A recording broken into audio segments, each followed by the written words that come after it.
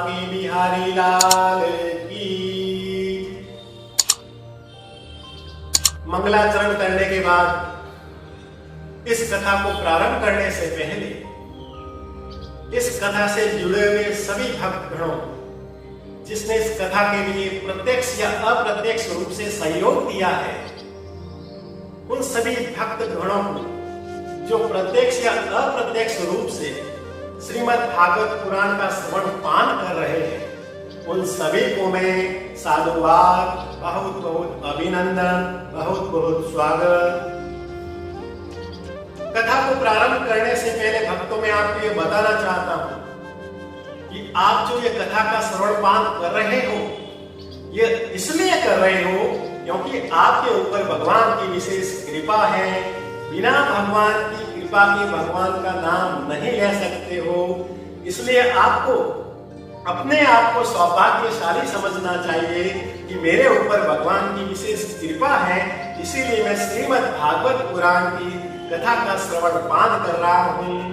यहाँ पर जो जो भक्त आए हैं, कुछ ऐसे भक्त आए होंगे जो पड़ोस के घर से आए होंगे, पड़ोस की गली से आए होंगे, पड़ोस की मोहल्ले से आए होंगे, पड़ोस के गांव या शहर से आए होंगे, अलग अलग जगह से आए हैं। लेकिन कुछ ऐसे भी भक्त होंगे जो पड़ोस के घर में बैठे हैं, मोहल्ले में बैठे हैं, पड़ोस के शहर और गांव में बैठे हैं। उनके पास सूचना है कि श्रीमद् भागवत पुराण की कथा का आयोजन हो रहा है, पर वो नहीं आ सकते और नहीं आ रहे हैं। इसका एक ही कारण है कि उनके ऊपर भगवान की कृपा नहीं है। आप यहाँ पर आए हो, यानी कि आपके ऊपर भगवान की विशेष कृपा बनी है। इसलिए जब कभी भी आप इस कथा के अंदर आओ तो हमेशा मन के अंदर एक ही विश्वास रखना कि मैं यहाँ आ रहा हूँ क्योंकि मेरे ऊपर भगवान की विशेष कृपा है, भगवान मेरे साथ हैं। अब भगवान की आपके ऊपर विशेष कृपा क्यों बनी? भगवान की कृपा किसके ऊपर रहती है?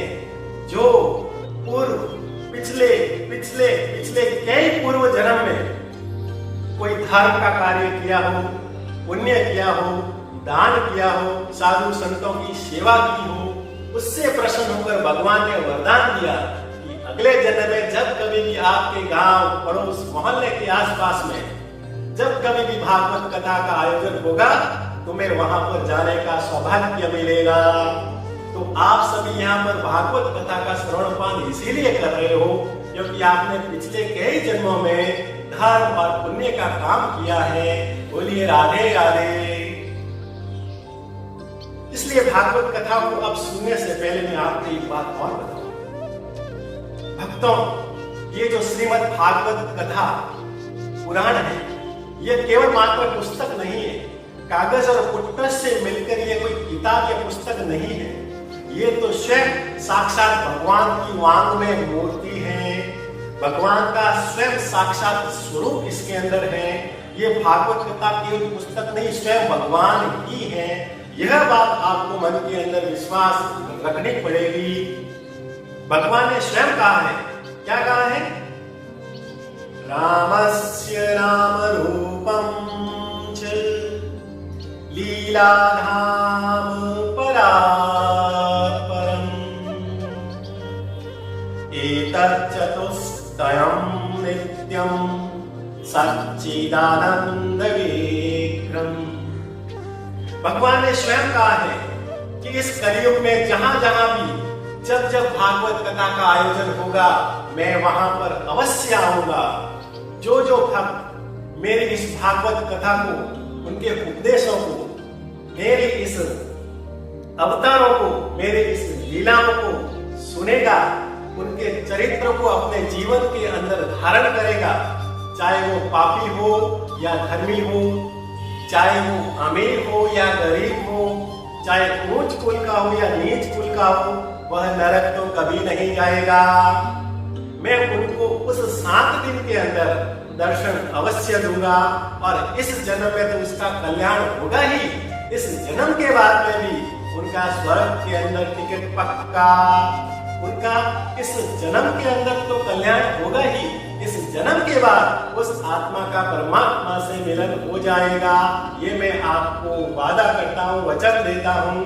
ये स्वयं भगवान श्री कृष्ण ने इस श्रीमद् भागवत पुराण के अंदर साक्षात कहे हैं। इसलिए इस श्रीमद् भागवत पुराण की इसको कथा नहीं है, तो स्वयं भगवान श्री कृष्ण ही है। बोलिए राधे राधे।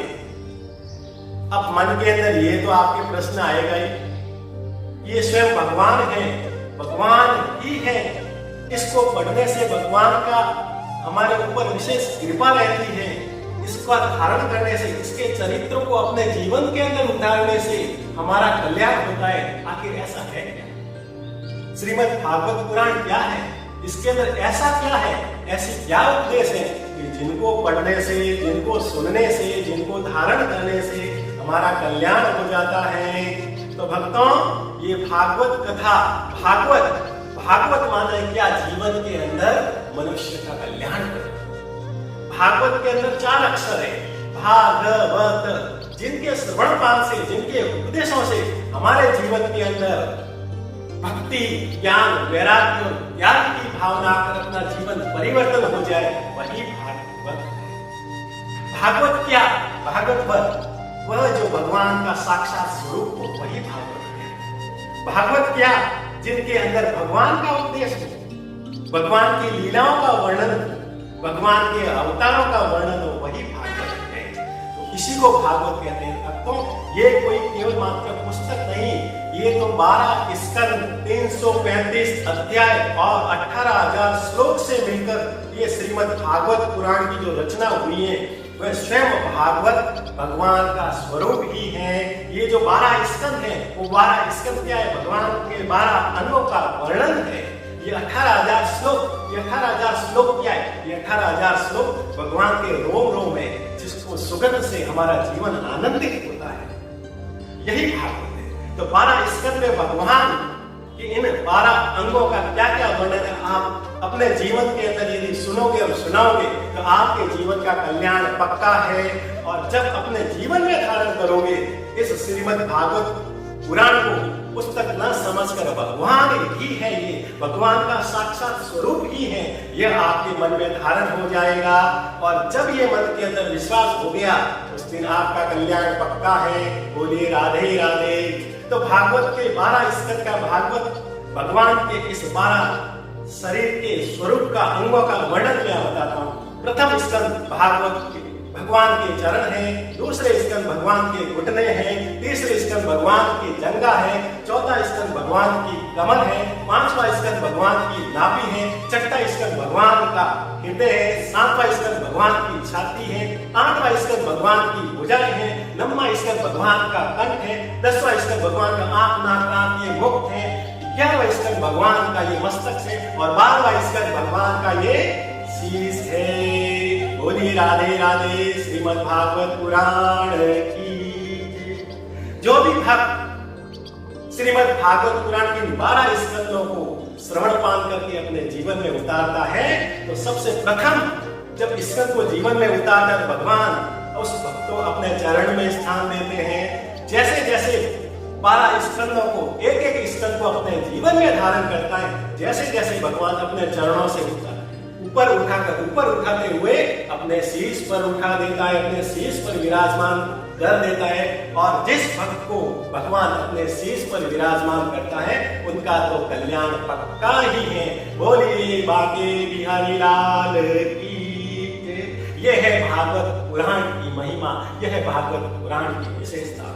जिस प्रकार से गंगा के अंदर डुबकी लगाने से हमारे किए गए जो जाने अनजाने के पाप हैं वो क्षण हो जाते हैं, पाप नष्ट हो जाते हैं। उसी प्रकार ये भागवत रूपी गंगा, ये भागवत रूपी जो सत्संग है, उसके अंदर यदि हम डुबकी लगाएंगे तो हमारे द्वारा किए गए जाने अनजाने के जो पाप हैं उसका नाश हो जाएगा, उसका क्षय हो जाएगा। बोलिए बाकी बिहारी लाल की। तो ये सत्संग भी एक गंगा है। जिस प्रकार से गंगा के अंदर डुबकी लगाने से हमारे पाप मिट जाते हैं, वैसे ही सत्संग, भागवत रूपी सत्संग के अंदर डुबकी लगाने से हमारा पाप मिट जाते हैं। सत्संग वो गंगा है जिसमें जो नहाते हैं, पापी से पापी